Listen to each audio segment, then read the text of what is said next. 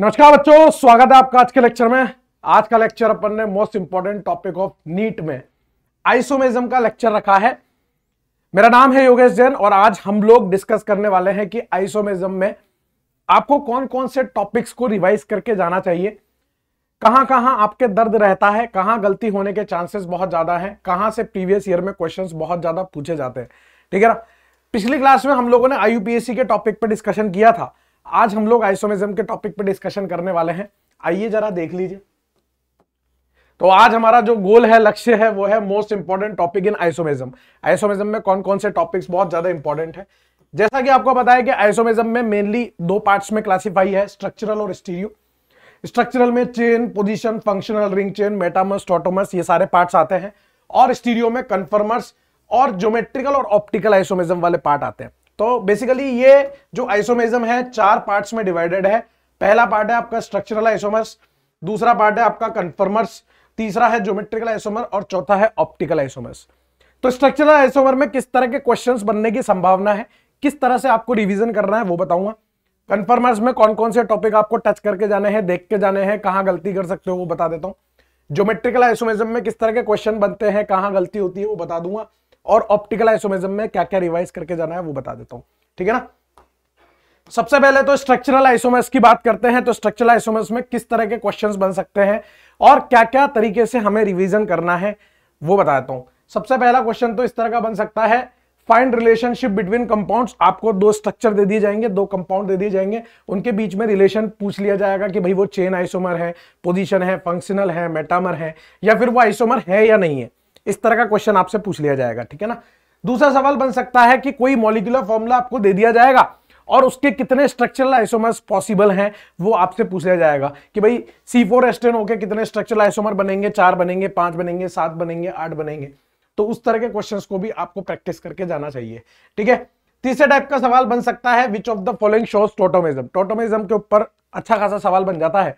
तो एक तो टोटोमिज्म कौन कौन शो कर सकता है वो सवाल टोटोमिज्म से बनता है, और दूसरा सवाल बनता है इनॉल की स्टेबिलिटी के कंपैरिजन पे।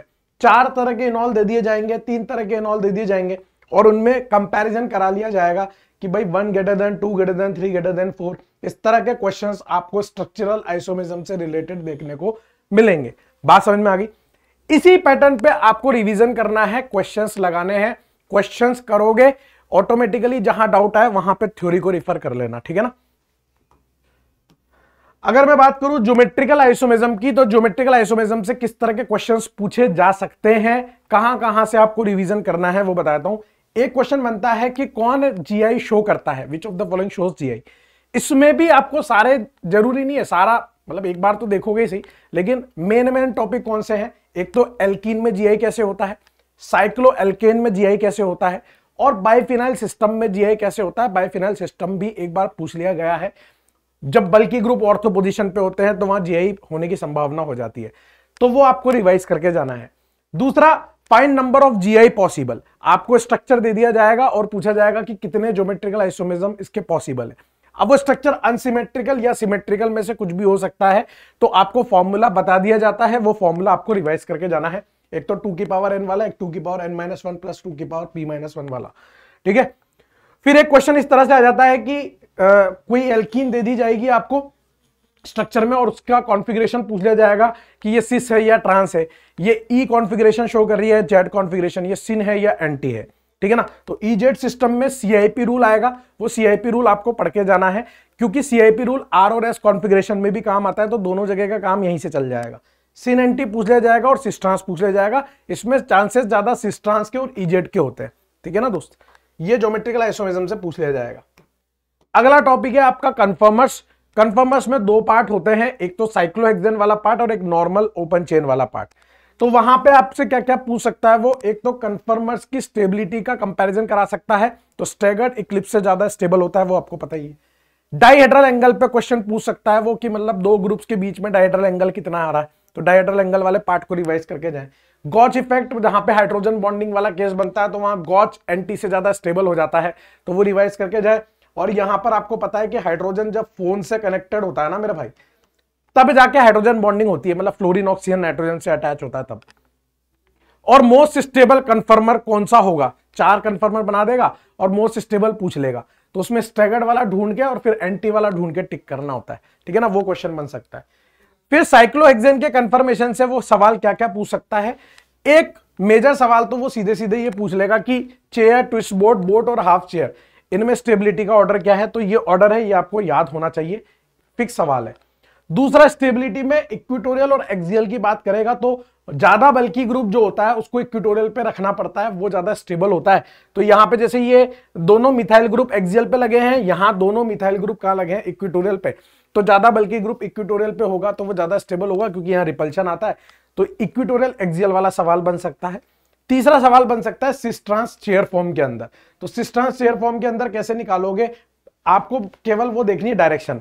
जैसे यहां पर देखो दोनों के दोनों ये जो मिथाइल ग्रुप है वो अप जा रहे हैं, तो ये कैसा होगा, सिस, सेम डायरेक्शन में जा रहे हैं तो सिस। ये डाउन जा रहा है, नीचे की तरफ जा रहा है, और ये आपका ऊपर की तरफ जा रहा है, ठीक है ना, तो ये नीचे ऊपर यानी कि अपोजिट डायरेक्शन में जा रहे हैं, तो ये कैसा हो जाएगा, आपका ट्रांस हो जाएगा बेटा, ये सिस और ये ट्रांस हो जाएगा। इस तरह का सवाल आपसे पूछ सकता है। तो ये तीन तरह की प्रोफाइल आपको साइक्लोहेक्सेन में रिवाइज करके जानी है। मेरे हिसाब से बात समझ में आ गई होगी। फिर ऑप्टिकल आइसोमेरिज्म में आपको क्या क्या रिवाइज करके जाना है, एक तो कायरल सेंटर। अब कायरल सेंटर और कायरल कार्बन डिफरेंट बात है, मतलब अगर कार्बन कायरल सेंटर है तो वो कायरल कार्बन होगा, समझ रहे हो, लेकिन नाइट्रोजन अगर कायरल सेंटर है तो वो कायरल कार्बन नहीं होगा, लेकिन वो कायरल सेंटर है। तो एक कायरल सेंटर वाले पार्ट को आप रिवाइज करके जाओगे, ठीक है।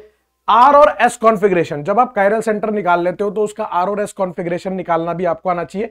यहां पर भी आपका सीआईपी रूल काम में आता है, और वेज डैश प्रोजेक्शन में भी आपको आरएस कॉन्फ़िगरेशन निकालना आना चाहिए, और फिशर प्रोजेक्शन में भी आपको आरएस कॉन्फ़िगरेशन निकालना आना चाहिए।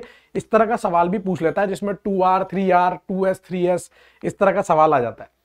प्लेन ऑफ सिमेट्री और सेंटर ऑफ सिमेट्री आपको रिवाइज करके जानी है। Directly plane of symmetry, centre of symmetry से क्वेश्चन नहीं आता, लेकिन इससे connected optical active, optically inactive का क्वेश्चन आ जाता है, तो वो सॉल्व पीओएस सीओएस से होगा। मतलब कोई ऑप्टिकली एक्टिव है तो उसमें पीओएस और सीओएस दोनों एब्सेंट होती है। अगर कोई ऑप्टिकली इनएक्टिव है तो उनमें दोनों में से कोई एक प्रेजेंट होना जरूरी है, दोनों हो जाए तो ईश्वर का आशीर्वाद है, समझ गए। एक कायरल सेंटर और दो कायरल सेंटर वाले क्वेश्चन आपको देखने को मिलेंगे इन जनरल, ठीक है ना। तो एक कायरल सेंटर वाला हमेशा ऑप्टिकली एक्टिव होता है अगर किसी कंपाउंड में केवल एक कायरल सेंटर है। तो अगर दो कायरल सेंटर है तो उस केस में फिर आपको पीओएस और सीओएस चेक करना पड़ेगा। अगर पीओएस और सीओएस दोनों एब्सेंट है तो वो ऑप्टिकली एक्टिव होगा, अगर दोनों में से कोई एक भी प्रेजेंट है तो वो ऑप्टिकली इनएक्टिव होगा, ठीक है ना। फिर एनेंटियोमर क्या होता है, डायस्टियोमर क्या होता है, ये आपको देखना पड़ेगा, ये आपको रिवाइज करके जाना है। दो आपको वही स्ट्रक्चर दे देगा और पूछ लेगा ये एनेंटियोमर्स हैं क्या या ये डायस्टियोमर्स हैं क्या, रिलेशन पूछ लेगा बेसिकली। तो एनेंटियोमर डायस्टियोमर को भी आप रिवाइज करके जाए।